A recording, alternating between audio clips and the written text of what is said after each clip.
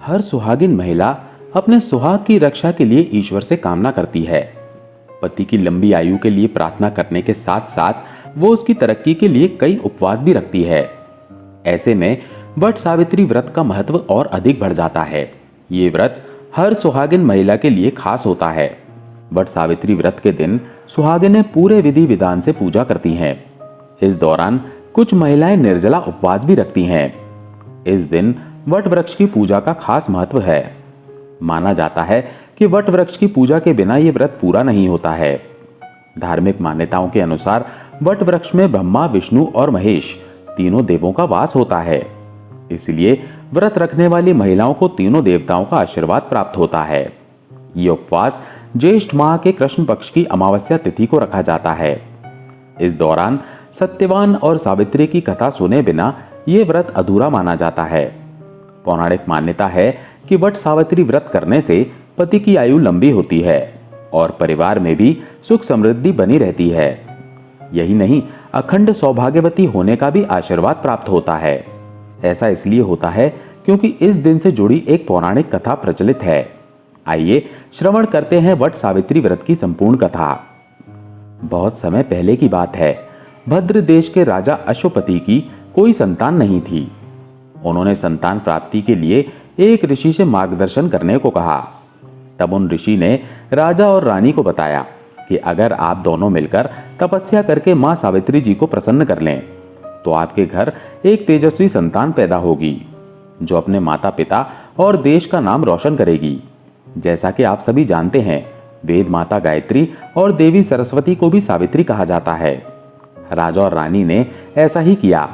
दोनों ने मिलकर प्रजा का पालन करने के साथ साथ 18 साल तक मां सावित्री जी की उपासना की, जिससे मां सावित्री जी ने प्रसन्न होकर उन्हें एक तेजस्वी कन्या के माता पिता बनने का आशीर्वाद दिया।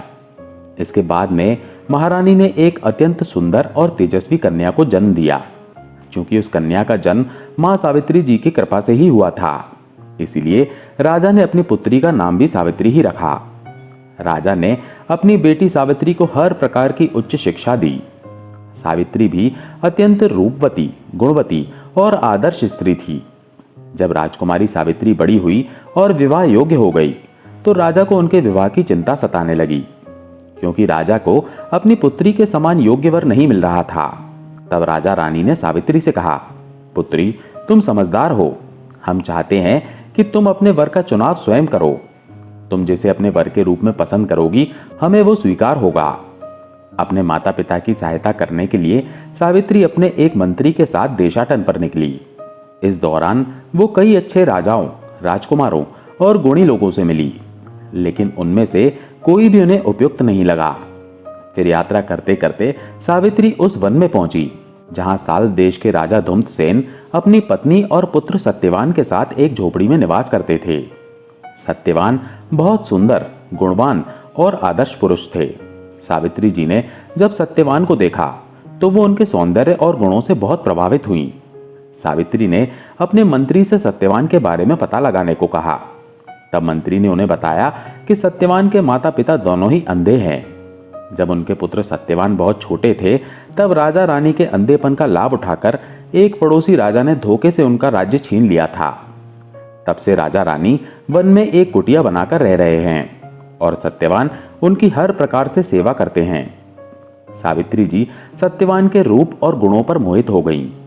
उन्होंने निश्चय कर लिया कि वो सत्यवान से ही विवाह करेंगी। ऐसा संकल्प करके वो अपने मंत्री के साथ अपने महल लौट आईं। तब राजा और रानी ने सावित्री से पूछा, क्या तुम्हें तुम्हारे योग्य कोई वर मिला? तब सावित्री जी ने सत्यवान के बारे में अपने माता पिता को बता दिया। उसी समय वहां नारद मुनि आ गए। उन्होंने राजा और रानी को बताया कि इसमें कोई संदेह नहीं कि सत्यवान अत्यंत गुणवान है, लेकिन वो 1 साल से अधिक जीवित नहीं रहेंगे। ये सुनकर राजा रानी बेहद दुखी हुए। उन्होंने सावित्री जी को समझाया, पुत्री, तुम किसी और वर का चुनाव कर लो। हम तुम्हें सत्यवान से विवाह के लिए कैसे अनुमति दे दें? तब सावित्री ने बड़ी विनम्रता से कहा, हे पिता, मैं सत्यवान को मन ही मन अपना पति मान चुकी हूं। मैं अब किसी और दूसरे पुरुष के बारे में सोचूंगी भी नहीं। तब राजा रानी को सावित्री का विवाह सत्यवान से ही करना पड़ा। उन्होंने सावित्री और उनके ससुराल के लिए बहुत सा धन देना चाहा, लेकिन सावित्री ने कुछ भी लेने से मना कर दिया और अपने माता पिता को यह विश्वास दिलाया कि जल्दी सब कुछ अच्छा हो जाएगा। सावित्री जी ने राजमहल के सभी सुखों का त्याग कर दिया और एक आदर्श बहू तथा पत्नी बनकर अपने सास ससुर और पति की मन लगाकर सेवा करने लगी। सत्यवान के माता पिता सावित्री जैसी बहू पाकर धन्य हो गए थे। वहीं सावित्री ये भी जानती थी कि सत्यवान अल्पायु है, इसलिए वो सत्यवान की लंबी आयु के लिए कठिन से कठिन वृद्धि रखने लगी। आखिरकार वो दिन आ गया जिस दिन सत्यवान की मृत्यु होनी थी। सावित्री जी बहुत चिंता में थी।